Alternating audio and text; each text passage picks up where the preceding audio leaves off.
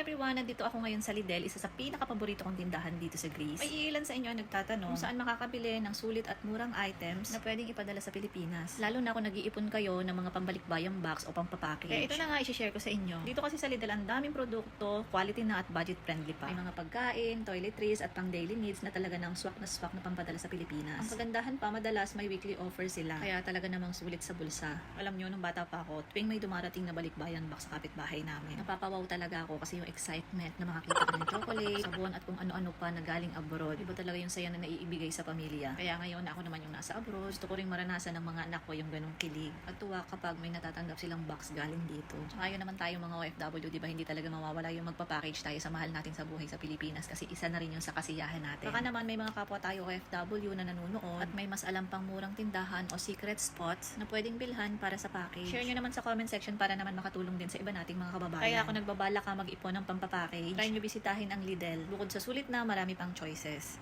Ito guys, 2 euro lang siya. Diba? Pwede na yan! So, nandito na ako sa chocolate section. Ito na yung mga pinakahihintay nyo. Yan yung mga presyo. Ito, halaga nito nasa 1.69. Yan.